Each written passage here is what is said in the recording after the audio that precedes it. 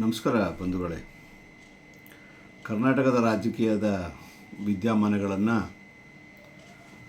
ತಾವೆಲ್ಲ ಸುಮಾರು 1.5 ತಿಂಗಳಿಂದ ಗಮನಿಸ್ತಾ ಇರ್ಬೋದು. ಕಾಂಗ್ರೆಸ್ ಸರ್ಕಾರ ಬಂದು 2.5 ವರ್ಷ ಆಗ್ತಾ ಬಂದಿದೆ. ಯಾವಾಗ ಕಾಂಗ್ರೆಸ್ ಪಕ್ಷ ಅಧಿಕಾರಕ್ಕೆ ಬಂತು, ಸನ್ಮಾನ್ಯ ಸಿದ್ದರಾಮಯ್ಯನವರ ಅಧ್ಯಕ್ಷತೆಯಲ್ಲಿ ಮುಖ್ಯಮಂತ್ರಿಗಳಾಗಿ ಕರ್ನಾಟಕದಲ್ಲಿ ಅನೇಕ ಜನಪರ ಕಾರ್ಯಗಳನ್ನು ಮಾಡ್ತಾ ಬಂದಿರತಕ್ಕಂಥದ್ದು ತಮಗೆಲ್ಲ ತಿಳಿದಿರ್ತಕ್ಕ ವಿಷಯ. ಆದರೆ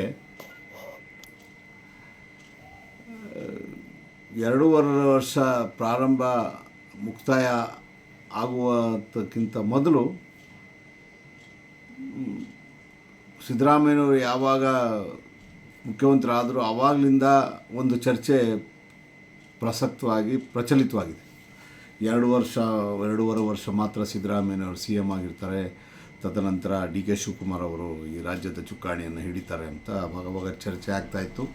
ಅದು ಬರ್ತಾ ಆ ಚರ್ಚೆ ಬಿಸಿಯಾಗಿ ಅದಕ್ಕೆ ಆ ಚರ್ಚೆಗೆ ಒಂದಿಬ್ಬರು ತಲೆದಂಡವನ್ನು ಸಹ ಆಯಿತು.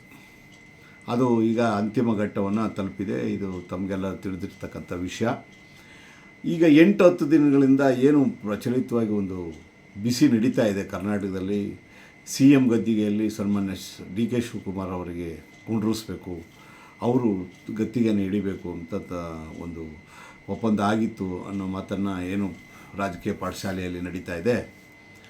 ಅದರ ಭಾಗವಾಗಿ ಎಲ್ಲ ಸಮುದಾಯದವರು ತಮ್ಮ ಸಮುದಾಯದ ಸ್ವಾಮೀಜಿಗಳ ಮುಖಾಂತರ ತಮ್ಮ ಇರುವಿಕೆಯನ್ನು, ತಮ್ಮ ಬೆಂಬಲವನ್ನು ಸೂಚಿಸಲಿಕ್ಕೆ ಕರ್ನಾಟಕದ ಎಲ್ಲ ಜನಾಂಗದ ಸ್ವಾಮೀಜಿಗಳು, ಮಠಮಾನ್ಯಗಳು ಪ್ರಯತ್ನವನ್ನು ಪಡ್ತಿರ್ತಕ್ಕಂಥದ್ದು ಎಲ್ಲ ವೇದಿಕೆಗಳಲ್ಲಿ, ಪತ್ರಿಕೆಗಳಲ್ಲಿ, ಮಾಧ್ಯಮಗಳಲ್ಲಿ ತಾವೆಲ್ಲ ಗಮನಿಸಿದ್ದೀರ.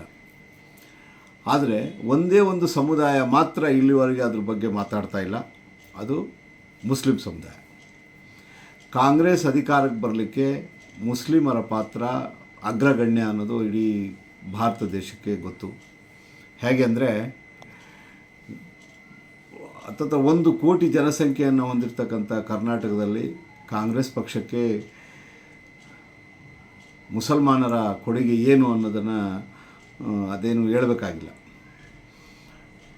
ಎಲ್ಲ ಸಮುದಾಯದ ವೋಟುಗಳು ಎಲೆಕ್ಷನ್ ಸಮಯದಲ್ಲಿ ಅಲ್ಪ ಸ್ವಲ್ಪ ಆ ಪರ್ಸೆಂಟೇಜ್ ಪ್ರಕಾರ ಭಾಗಗಳಾಗಿ ಹರಿದು ಹಂಚು ಹೋಗಿದ್ದನ್ನು ತಾವೆಲ್ಲ ಗಮನಿಸಿದ್ರೆ.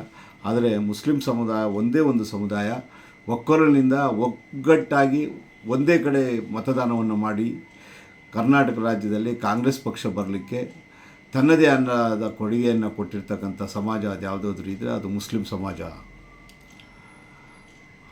ಈಗ ಈ ಮಾತು ಯಾಕೆ ಪ್ರಚಲಿತವಾಗಿದೆ ಅಂತಂದರೆ, ಕರ್ನಾಟಕದ ಏಕೀಕರಣ ಆದ ನಂತರ ಕರ್ನಾಟಕದ ರಾಜಕೀಯದಲ್ಲಿ ಅನೇಕ ಮುಸ್ಲಿಂ ರಾಜಕಾರಣಿಗಳು ಬಂದು ಹೋಗಿದ್ದಾರೆ. ಅದು ನೀರ್ ಸಾಬ್ ಆಗಿರ್ಬೋದು, ಜಾಫರ್ ಶರೀಫ್ ಆಗಿರ್ಬೋದು, ರಹಮಾನ್ ಖಾನ್ ಸಾಹೇಬ್ರಾಗಿರ್ಬೋದು, ಅಜೀಜ್ ಸೇಠ್ ಆಗಿರ್ಬೋದು, ಹೀಗೆ ಅನೇಕ ರಾಜಕಾರಣಿಗಳು ಬಂದೋಗಿದ್ದಾರೆ. ಆದರೆ ಈಗ ಪ್ರಚಲಿತವಾಗಿರ್ತಕ್ಕಂಥ ಸನ್ಮಾನ್ಯ ಜಮೀರ್ ಅಹ್ಮದ್ರವರ ವರ್ಚಸ್ಸು ಏನಿದೆ, ಆ ವರ್ಚಸ್ಸಿಗೆ ಮುಸ್ಲಿಂ ಸಮುದಾಯದ ಯಾವುದೇ ರಾಜಕಾರಣಿಗಳು ಹೋಗಿರಲಿಲ್ಲ. ಯಾಕೆಂದರೆ ಮುಸ್ಲಿಂ ಸಮುದಾಯದ ಅಗ್ರಗಣ್ಯರಲ್ಲಿ ಮಾಸ್ ಲೀಡ್ರು ಅಂತ ಯಾರನ್ನ ಇದ್ದರೆ ಅದು ಜಮೀರ್ ಅಹ್ಮದ್ರವರು ಮಾತ್ರ ಅನ್ನೋದನ್ನು ತಾವೆಲ್ಲ ಗಮನಿಸಿದ್ರೆ ಅದು ಸತ್ಯವೂ ಸಹ. ನಾನು ಹೇಳೋಕ್ಕೆ ಏನು ಇಚ್ಛೆಪಡ್ತೇನೆ ಅಂದರೆ, ಯಾವ ಸಮುದಾಯ ಪ್ರತಿಯೊಬ್ಬರು ತಮ್ಮ ನಾಯಕರಿಗೆ ಬೆಂಬಲವನ್ನು ಸೂಚಿಸಿ ಇವ್ರನ್ನ ಮಂತ್ರಿ ಮಾಡಿ, ಮುಖ್ಯಮಂತ್ರಿ ಮಾಡಿ, ಉಪಮುಖ್ಯಮಂತ್ರಿ ಮಾಡಿ ಅನ್ನೋ ಕೂಗನ್ನು ಕೊಡ್ತಾ ಇದ್ದಾರೆ. ಹಾಗೆಯೇ ನಮ್ಮ ಮುಸ್ಲಿಂ ಸಮುದಾಯವೂ ಸಹ, ಯಾಕೆಂದರೆ ಜಮೀರ್ ಅಹ್ಮದ್ ಅವರು ಯಾವುದೇ ರೀತಿಯಲ್ಲಿ ಯಾವುದೇ ತಮ್ಮ ಖಾತೆಯಲ್ಲಿ ಕೊಟ್ಟಂಥ ಖಾತೆಯಲ್ಲಿ ಕಾರ್ಯವನ್ನು ನಿರ್ವಹಿಸಿರುವಂತಹ ಒಂದು ಕಾರ್ಯವೈಖರಿ 2 ವರ್ಷದಲ್ಲಿ, ಅದು ವಸತಿ ಖಾತೆ ಆಗಿರ್ಬೋದು, ಅಲ್ಪಸಂಖ್ಯಾತ ಇಲಾಖೆಯ ಕಾರ್ಯಗಳಾಗಿರ್ಬೋದು, ಅದು ಬೇರೆ ಏನೇ ಕೆಲಸಗಳಾಗಿರ್ಬೋದು, ತಮ್ಮ ಕಾರ್ಯದಲ್ಲಿ ಕ್ಷಮತೆಯನ್ನು ತೋರಿಸಿರ್ತಕ್ಕಂಥದ್ದು ತಾವೆಲ್ಲ ತಿಳಿದಿರ್ತಕ್ಕಂಥ ವಿಷಯ. ಹಾಗಾಗಿ ಮುಸ್ಲಿಂ ಸಮುದಾಯದ ಗುರುಗಳು ಇಲ್ಲಿವರೆಗೆ ಈ ಮಾತನ್ನು ಪ್ರಚಲಿತವಾಗಿ ಯಾಕೆ ತರ್ತಾ ಇಲ್ಲ? ಯಾಕೆಂದರೆ ಇದೊಂದು ಸುವರ್ಣಕೋಶ.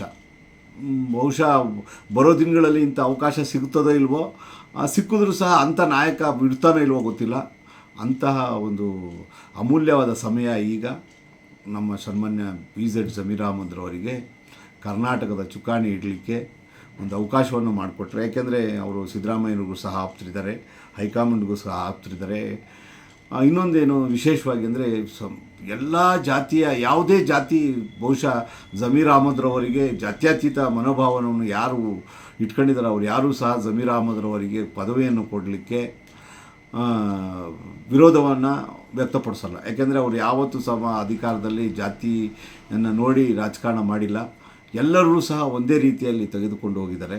ಹಾಗಾಗಿ ಬರುವಂಥ ದಿನಗಳಲ್ಲಿ ವಿದ್ಯಮಾನಗಳು ಬೆಳೆದಂಥ ಸಂದರ್ಭದಲ್ಲಿ ಕರ್ನಾಟಕದ 7 ಕೋಟಿಯ ಜನರು ಸಹ ಯಾರ್ಯಾರು ಜಾತ್ಯತೀತವಾಗಿ ತಮ್ಮ ನಿಲುವನ್ನು ಹೊಂದಿದ್ದಾರೆ, ಪ್ರಜಾಸತ್ತಾತ್ಮಕವಾಗಿ ನಾವು ಸಂವಿಧಾನದಲ್ಲಿ ಅಚಲವಾದ ನಂಬಿಕೆಯನ್ನು ಇಟ್ಕೊಂಡಿದ್ದಾರೆ, ನಿಜವಾಗ್ಲೂ ಜಮೀರ್ ಅಹ್ಮದ್ರವರು ಜಾತ್ಯತೀತವಾಗಿ ಕೆಲಸ ಮಾಡ್ತಾರೆ ಅಂತ ಯಾರ್ಯಾರು ತಿಳ್ಕೊಂಡಿದ್ದಾರೆ ಅವರೆಲ್ಲರ ಬೆಂಬಲ ಸಹ ಜಮೀರ್ ಅಹ್ಮದ್ರವ್ರಿಗೆ ಇದೆ. ಹಾಗಾಗಿ ನಾನು ಮುಸ್ಲಿಂ ಸಮುದಾಯದ ಪರವಾಗಿ ನನ್ನ ವೈಯಕ್ತಿಕ ಅನಿಸಿಕೆಯನ್ನು ನಾನು ವ್ಯಕ್ತಪಡಿಸ್ತಾ ಇದ್ದೇನೆ. ಏಕೆಂದರೆ ಅಂಥ ಒಬ್ಬ ನಾಯಕನಿಗೆ ನಿಜವಾಗ್ಲೂ ಅಧಿಕಾರ ಕೊಟ್ಟಿದ್ದೇ ಆದರೆ ಜನಪರವಾಗಿ ದೀನ ದಲಿತರ ಪರವಾಗಿ ಕಾರ್ಯವನ್ನು ಮಾಡ್ತಾರೆ.